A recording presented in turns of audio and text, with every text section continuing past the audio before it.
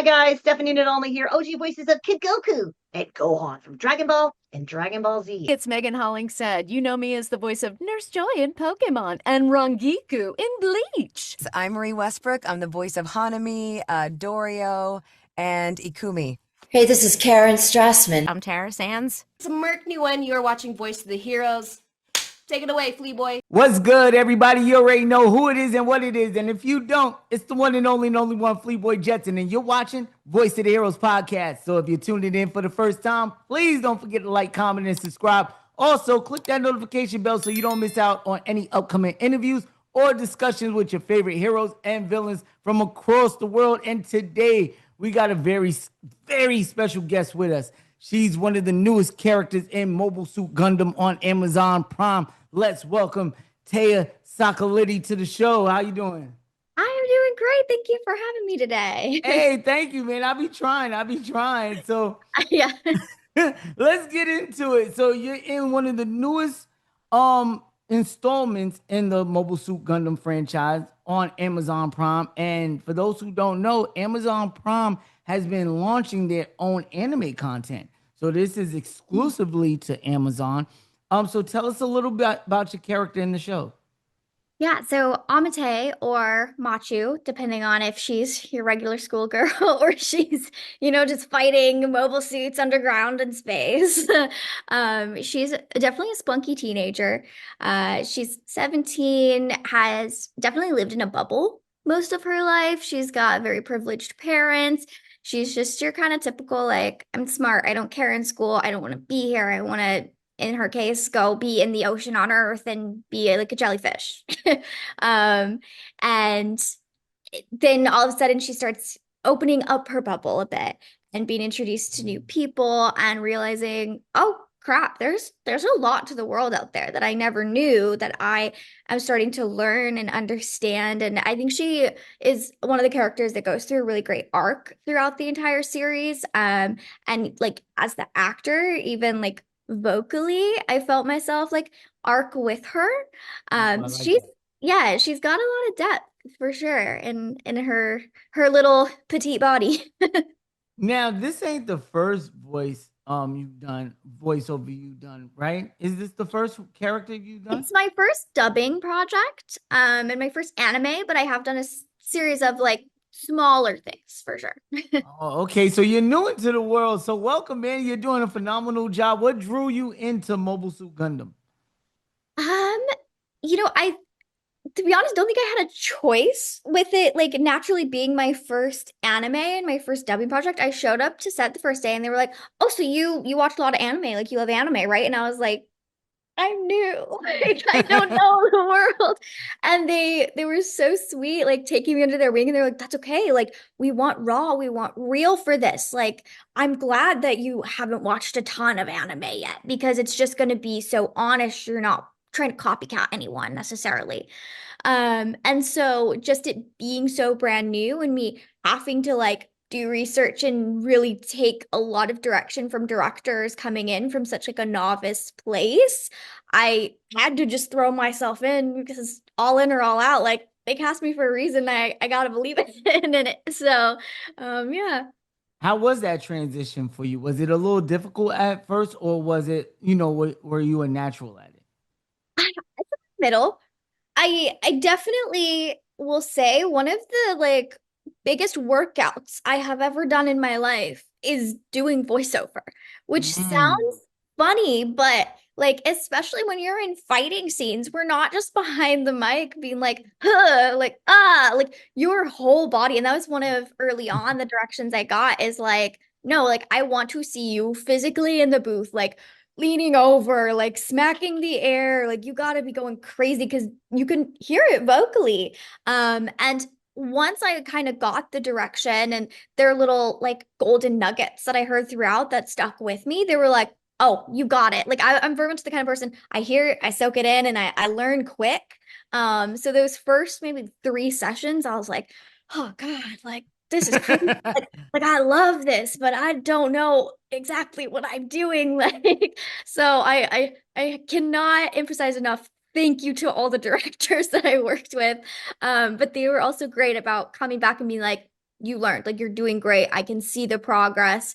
And every time that they pushed me, it was for the benefit of the show, the benefit of my future in the industry. And yeah, it's difficult, but rewarding and fulfilling.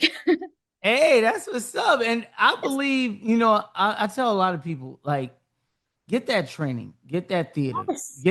go to school, definitely, get that training, because you never know when you're gonna be put in a position like that.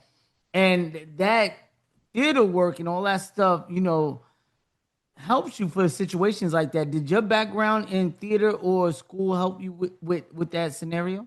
I've actually, on top of that, done I had quite a few voiceover classes as well. But there's nothing like being in the booth, and I hadn't necessarily done a dubbing voiceover. And what I really found is it's such a niche realm of acting, in addition to like just anime for adults is completely different acting than anime for kids. And so I think that was the biggest difference when I started, is they were like, something that they told me, I'm sure maybe some voiceover actors learned this, that really stuck out to me, is they're like, when you're doing a character for a kids show, kids have one emotion at a time. You're only feeding them one emotion in every line, or you're going to confuse them and it's going to be too much and it's going to overwhelm them. But when you're acting and it's for adults, they're feeling a billion things. They're going through a journey in every single sentence. Like you have to be able to give them that full journey every time you speak. And I was like, oh, that makes so much more sense to me. And in reality, that's how we are as humans. So in some way it's easier, but because I'd primarily done a lot of kids stuff, I was like, oh, there are more points to hit here. And that's not something that I ever had learned in class. I do find, I think a theater background is beneficial behind the mic. I've been in film at this point a lot longer than I'd say theater, and I focus more of my attention and energy there. But it's goofy and it's theatrical behind the mic. Like you just have to get lost in the scene, and you're making crazy faces. Like I tried recording myself behind the booth at one point. I'm like, what am I doing? Like I'm sure they do it all the time with voiceover actors. It's like that's why there's no camera, because we look bonkers back there. Like Let me ask you something, right? Did you end up watching the series at yes, all? yep. All right. Every So I week want to I was ask, watching. so now I want to ask you, did you critique yourself like, I could have did that a little better, or maybe I went a little too. No, I honestly didn't. If I was critiquing, it was towards the end of our sessions in the booth. And I'd be like, oh, guys, we got to redo that one. Like, that was too short of a yell or something. And they were like, okay, look at you, like being self-aware now. Or they're like, nah, I think that was fine. But once it gets to the screen, honestly, I'm so disconnected at that point. Like, I'm like, it doesn't necessarily feel like me. It's like my like baby sister. I'm like, oh, that's my little girl. Like, I love her. Watch her fly, watch her grow. And also like watching the series, you don't get to see all of that in the booth. Like all I see is where I make noise. Like if there's a whole scene I'm not speaking, I'm like, oh, I did that. Like I have no clue about a lot of stuff that happens in the show, and they just tell me enough so that I can perform the scene well. And so it's a lot of like puzzle pieces clicking when I watch the series, and I'm like, oh, they did what? Like I didn't know that. Like, so there's maybe a little bit of, oh, like if I'd known that, I think my performance may have changed slightly. And that was probably intentional that they didn't share it with me, because they didn't want my performance to change. Because it's like the whole when the audience knows something that the characters don't. And that's gonna change how you would perform as an actor if you know what the audience does, but not what your character does.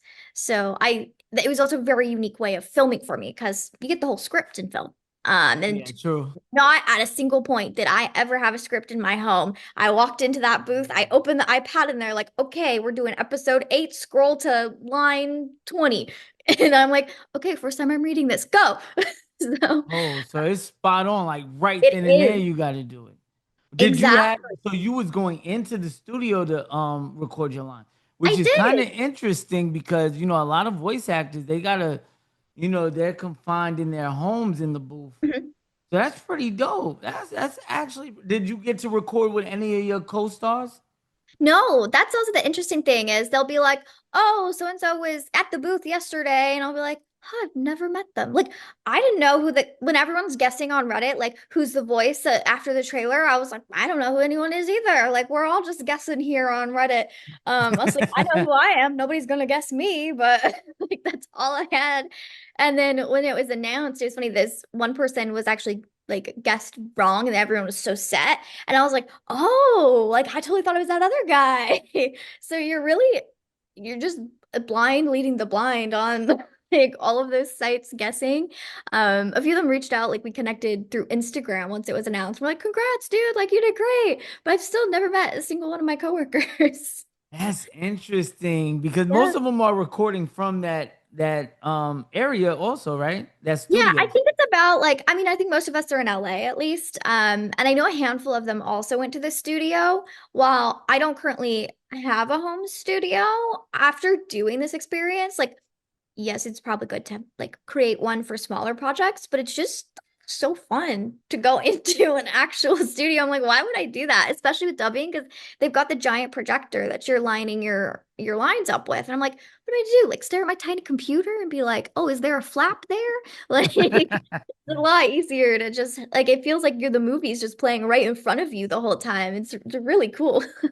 Oh, that's fire. So let me ask you, right? Do you feel like you want to do more dubbing in the future?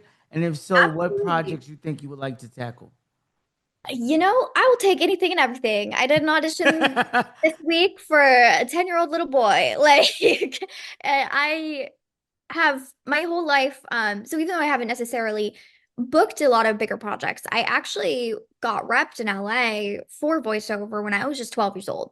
So since I was Mm. 12, I've been told you have an interesting voice, you need to be on something somewhere. And I've taken the classes, I've done auditions, like I've been on hold for Disney, I've been on hold for Nickelodeon a handful of times, and it's always that like so close.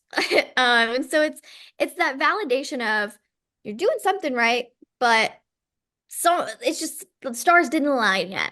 And so I'm like finally like, okay, I got my toe in the water. Like I need to just keep walking now, keep treading. Like I got that one project that hopefully my name is out there just a smidgen enough to get another project. But that's just how acting goes. Like I'll keep auditioning and I'll keep submitting and keep working on all my funky voices and having fun behind a mic. And just hope that the next character that aligns with my voice pops along and I can just keep making cool characters for everybody. Hey, we'll definitely be rooting for you here on the show, man. For real. Thank you. So now let's figure out, right? If you was to tackle another project, right? Mhm. What kind of genre would you want to go into? Maybe Ooh. action, horror, slice of life, like more dramatic type adult anime. I honestly want to do a little bit of everything. I'm the kind of person like even in like regular jobs, like I like jobs where you're just doing a billion things because I get bored. Um, like I have a very like multitask, try a lot of stuff brain. And so I did really like Gundam in the aspect of like you have fight scene, then I'm yelling with an emotional friend, and then I'm really sad because I'm all alone. And so I did like all of the dynamic of that. But I do think it would be fun to do something like almost maybe like like cartoony adult though, like something kind of raunchy. I did it makes me think I wish we could talk about auditions, but we can't 'cause Nah, like you can't. Don't get I yourself know in I trouble. can't. Hey, I was and let me like, tell you why. I Because I promise had a I keep everyone gentleman. safe. Yeah, I had a gentleman come on here. I'm not gonna say names, but he ended up saying something, man, he wasn't supposed to, and it Oh almost got both of us in trouble. So, no. Yeah, no, I'll be very careful. But there's a project out there that's being worked on that I auditioned for that's it kind of mixes a classic childhood uh, cartoon and is making it raunchy. And I think something like that is so fun because it's like these little kids, like they're classic, and you're like, oh, cute, yay. But all of a sudden now they're like talking about sex and they're drinking beers. And so it's like I have this pixie like little child voice, but I think it's really funny when that's combated with like adult circumstances. So that's kind of niche, but I think a project like that would be really fun, or like something like BoJack Horseman, or something just kind of more like raw and interesting. But Yeah, I raw feel and like childlike. so you're Yeah. interested in something like Rick and Morty. Yeah, I was Uh, thinking like maybe Rick and Morty too, like just kind of funky. Yes. hey, I would like to see a new Boondocks. So You something like know. that. That would be dope. All right. So now I want to ask you a few more questions before we get into our universal questions. My universal questions is basically what I ask all of my guests, right? But All before right. we get into that, um, for any inspiring voice actress or actor, that's not living in, a big state like LA or Texas or New York, where, some of the big companies are and things like that. What would be your advice to them to try to like get their toe in the water like you have? Yeah, so I'm actually from Colorado. So when I got my reps, I was still in Colorado.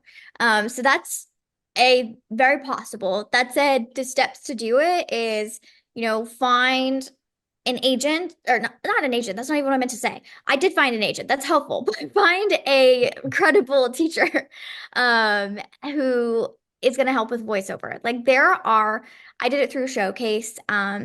Make sure it's a credible one. That is the biggest thing. Like there are so many scams out there.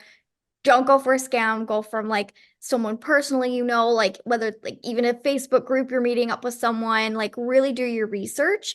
But there are really strong teachers everywhere. And I worked with my teacher for probably about a year. Her Showcase, you have to get like approval if you're ready for the industry or not. And she flew out a voiceover agent. I'd been prepping for so long. I made my own little reel with her, and at that first showcase, they were like, yeah, come on, join our team. We like your voice. We want to sign you for voiceover. And that was the effort, the energy that I put in. Thank you to my mom, because I was a child. She did all that research for me. And then just keeping up with your craft, especially if you want to go in voiceover, get used to just uh, like breath structure is big, but also like finding where different voices are, because while it's cool to find one voice that works, it's cooler to have a lot. And that's something like I've helped a few like mentees, I guess, more friends, but make voiceover reels. And once I booked Gundam, had a lot of people reach out to me like, oh, can you let me know how my reel is? Like, what are notes that you can give me? And I'm more than happy to. And the biggest thing is I was like, okay, this is all great, but you sound the same. Like, what's the point of being a voiceover actor if all of these clips you sound the same? Like, make it as drastically different as possible. And the only way to do that is to sound as strange as you can. Find the voices that you're like, oh, that's terrible. Whether you're like talking in the mirror or like singing with your friends or something like that. And also the biggest thing, stop putting so many noise effects in your reels. We don't want to hear the random explosions. We want to hear you make a sound. Like that's something consistently I always hear is everyone's like, oh, it's like it's a video game reel. I'm gonna just put some like random boop boop boop boop music. And I'm like, that's not your voice. So that's a note too. But just reach out. Like voiceover, like you said, so many people are doing it from their homes. You do not have to be in LA. You do not have to be in New York. If you are at a point where you have a solid home studio, there's plenty of little like indie like audio books that need readers and random animations. There's lots of like little game creators who don't have funds, but they are trying to create a game who want a voice. So if you're searching and you've got the tools put together, you've got that reel ready to go, maybe you have a reference, someone in the industry, connections are everything always. Like you'll be okay. It'll set you off somewhere. And perseverance is the other biggest thing. Is like I said, doing it since I was 12, and this is definitely the biggest project, biggest paycheck that I've gotten. And I'm in my 20s now. So Hey, well, congratulations to you, man, on the role and on Mobile Suit Gundam on Amazon Prime. Make sure y'all check it out. It is a great. Well, Mobile Suit Gundam always has great animation. That's one thing about that show that you cannot take away from is the animation is incredible. So take it. Make sure y'all check it out. It is currently streaming on Amazon Prime. Now we're coming towards the end of the interview, but let's get into the universal questions. All right, my first question is you can go in the books, you can go comic books, you can go mangas, you can go TV shows, movies, Uh-huh. animes, animations. What are your top 5 fictional characters of all time? Okay, so we can do books, you said too? Yeah, you can do books. You can go into the books. So if you want to go into the D&D books and get Dritz, or you want to go into the Lord of the Ring books and grab somebody, so whatever you want to do. Okay, so my first one is actually, I'm sure you saw my tattoo. So it's hard to see on camera, but she's a little fairy. Um, and she's a fairy called Prilla from the Tinkerbell books. Now, she never made it to one of the movies. My whole life, clearly, I like that character. She's on my arm. But like my whole life, like when I was like 7, I was Prilla for Halloween. Like I did all my book projects on like her spin-off series growing up. And it's because she was her like short story. She's the only fairy with the talent of making humans believe in fairies. So like her whole job is to go travel around the world, be the only fairy that like not during a season change reaches out to humans and finds little magic ways to make them believe in magic again and keep the like fairy race alive. And I just like connected with that so deeply as a child. I was like, I need to keep people believing in fairies. I like that. That's pretty dope. And so I really just love her. um Another one. Okay, wait, it's top 5. Yeah, so you got your number 5. You got 4 more. Um okay, so I got my Disney one down. I okay, I'm gonna do another Disney one. I'm a Disney girl. But then also Hey, they could all be from Disney if you want. for a long time, one of my first jobs, I worked as a princess performer at kids' parties. So I have a very intimate relationship with a lot of Disney princesses because I emulated them physically. And so I have to say Rapunzel is one of my favorites because she is just a funny gal, hitting people with frying pans. She's just so cute. Like when I dressed up, put on that big long braid, I was like, wow, I can just be a giant child, like and spin in a circle and just have that youthful energy. So that's another one. I also, oh, my dog is growling. I'm so sorry. Nah, that's all right. I ain't even hear him. Let me find out he getting active. What kind of dog you got? I have a little 8-pound terrier. Bill. Cool. I know he sounds big and scary, but he's like a little munchkin. Another one I'd have to say, kind of switching it up, is so I'm not a huge gamer, but my fiance is. And so we played Danganronpa 2 together. I watched him play 1. Okay, so you enjoyed that. So I love Monami. Because I mean she's just the duality to Monokuma. We've been talking about we need to do a Monami and Monokuma Halloween costume. Hey, that would be fire. Y'all will probably kill it. Hey, So if y'all do it, man, y'all gotta post it on your Instagram. I gotta see it. talking about we were gonna do it last year. It's gotta happen this year. It's gonna happen. I'm saying it out loud. Everyone come attack me on Instagram if we don't. But yeah, so I'd say probably Monami, Monokuma. I mean, there's so many great characters like Junko. I love Chiaki. So many in there that I love for sure. I guess that all counts as 3. Yeah, you got 3. So you got 2 more. You got 2 more. Okay. Oh gosh. How do people have quick answers to this? Hey, my answers always change. I say this every episode. Every time you get to talking or the guest gets to naming, I start thinking of different You're like, characters I oh, would have quick. put in. Um, Let me think. I do like a good, like to throw in a supervillain vibe. I do like a good Poison Ivy moment. But I'm also just sometimes drawn to characters that I feel like I should be able to play on screen, and I think I'd make a great teenage Poison Ivy. Oh, you definitely would. Like live action, here we I come. can see it. I can see it. So I'm gonna throw that one in. One more. I gotta make it a good one. Um, If you could voice a DC character or play a DC character besides Poison Ivy, which one would it be? well, it's funny enough, I go to this like actors, it's not a support group. That makes it sound like we're all depressed. Like this actors get together networking events. And I've been told on occasion, and a lot of people have agreed that there should be a series with Harley Quinn and Joker's daughter. What is her? It's like, oh shoot, I forgot her name. Oh, Uh, I'm not too familiar with let, DC let me like look it that. up. It's like, Their daughter, they got a daughter? yes, it's Lucy something. And like some comic somewhere, and like I don't know much about her.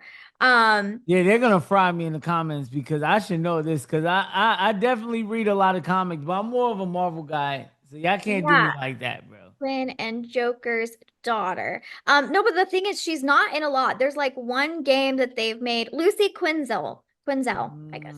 Denzel. Yeah, and she's their kid. She's like, I don't know, got a whole backstory. But I've been told that I should in some way at some time play a voice of her or a character of her. Because I also guess I look a bit like her. I also look like Amate. I don't know why it happens like that. Hey, that's a fire answer and a unique answer because Yeah. sometimes I do ask that question whenever I get a voice actor that's been in the Marvel universe or Mhm. DC universe. I kind of ask them like, hey, if you could play another character. So hearing that name is actually something I actually just learned today because I didn't know Joker and Harley had a I didn't know daughter. either until someone told me, and I was like, that's gonna stick with me because gosh darn it, I better be the first Lucy. Like, Hey, that would be interesting. And DC yeah, known for doing crazy stuff in their animation. All right, so yeah. you got one more, I Okay. think. Yeah, my final one. Let's go with, I'm trying to think of like, oh, Hello Kitty. Oh, yeah. That's a classic. That's a Very classic. classic. But That, that's that was my first Build-A-Bear when I was 3 years old, and she has one eye still. Like, like I can't give up my Hello Kitty. Hey, I respect it. Okay, now my next question. What will be your Mount Rushmore of voice actors? Hmm. So you get to choose four. Okay, I was gonna say that's four, right? Just double checking. Um, so kind of how I'm on screen as well as voiceover, like I really enjoy actors who cross that barrier and have just as strong voiceover roles as they are known on camera, or are like so well known on camera people just don't realize they have these strong like voiceover characters. So my first two are gonna again be Disney related, but one is Kristen Bell. She is the voice of Anna in Frozen, and I think she does like such a great job of just being an incredibly versatile actress.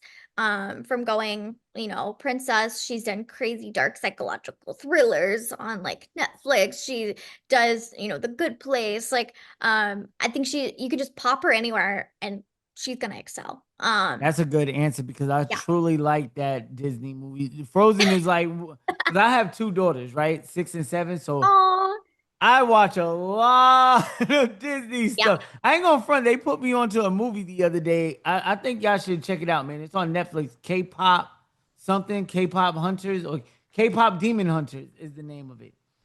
Man, if y'all haven't seen this movie, it's an animated movie with three K-pop girls. Their voices like protect the world.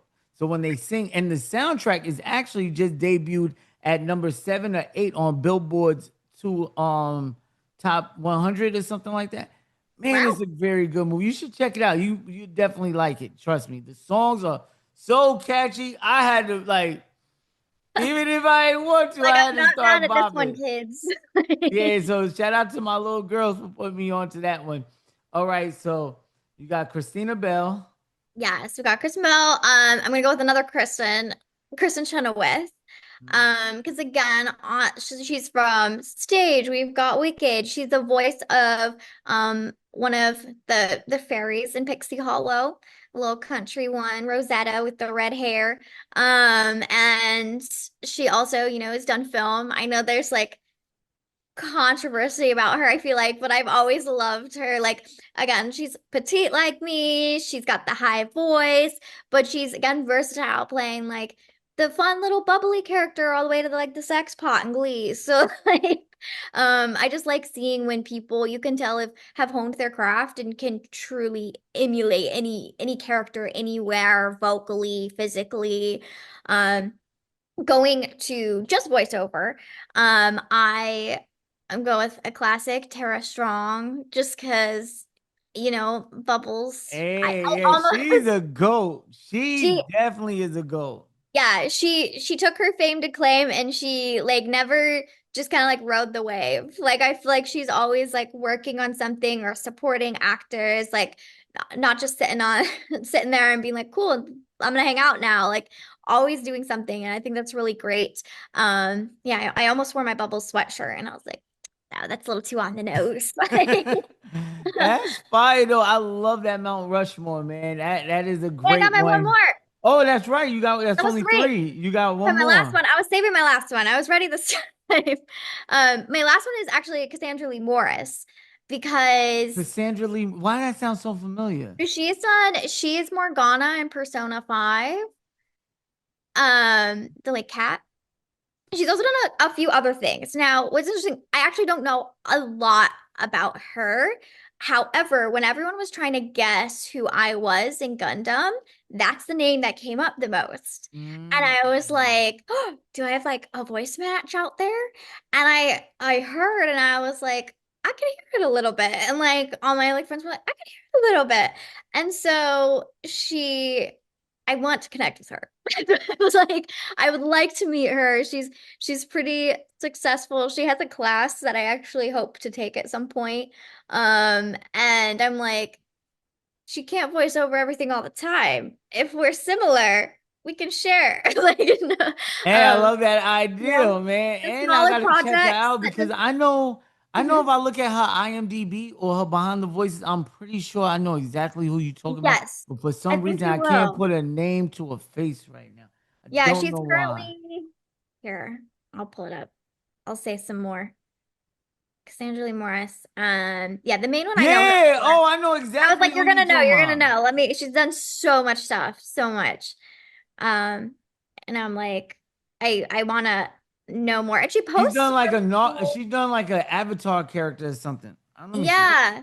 And she posts really interesting, I guess, to the voiceover actors on here. She posts really interesting stories on her Instagram too, on how she's booked every character that she's booked. And a lot of it is the like who you know, not necessarily what you know, but it's what you know that originally gets her into the room to get who you know. So I feel like, um, Exactly. I know who yeah. exactly you talking about now. I don't know how I forgot. She actually, to be honest, I just messaged her a Oh, couple of weeks ago to get her on the show for Galactica, in Marvel mhm. Rivals. She's one of the characters in Yes, yes, Marvel yes. Rivals. So yeah, I know exactly who you talking about now. For some reason, I couldn't put a name to a I'm a face. very visual person, so I totally understand. Yeah, but she's really cool, and through I probably would have never found her throughout, like if I hadn't done Gundam. And so I'm just like so curious in her story now as well, and I think she's in LA, so like, maybe she'll just come say hey. Maybe she'll be my mentor. We'll see. Hey, I love that, man. So that is her Mount Rushmore of voice actors. We're coming towards the end of the show, but before we do, please don't forget to like, comment, and subscribe. We're doing a giveaway, multiple giveaways. We got one from my guy, David Forseth. We have a signed autograph of Soul the Bad Guy from Guilty Gear. All you got to do is like, comment, and subscribe for that. And we also have a Nintendo Switch giveaway happening at the milestone of 5K. But please, don't let your comments be, hey, I'm here for the giveaway. Hey, Nintendo Switch 2. Actually watch the video and let me know what you think about the video, or who would you like next in a future episode of Voice of the Heroes podcast. Thank you so much for joining us today, Thea. Man, I had such a great conversation with you. I would love to get you on the show in the future. Any role announcements, anything like that, any promotion, books, anything like that you like to do in the future? Hit me up, let me know, and we can make it happen, man, because I definitely enjoyed the conversation. Let people know where to follow you at on social media. Yeah, my Instagram is Thea, so THEA dot and then SAC. Hey, y'all, make sure y'all follow up, and all links will be in the description below. Go show that love and support, because y'all know how we do on this podcast. Our platform is to give you your flowers and roses for all the work that you've been putting in, because I'm pretty sure somewhere out there your character brightened up somebody's day, made somebody laugh, probably even made somebody upset, but that's on them. But thank y'all so much for tuning in. And as always, don't forget to love yourself, pass that love on, and love others. And if nobody told you so, just know your boy loves you. Signing out, Voice of the Heroes. Sing it with me.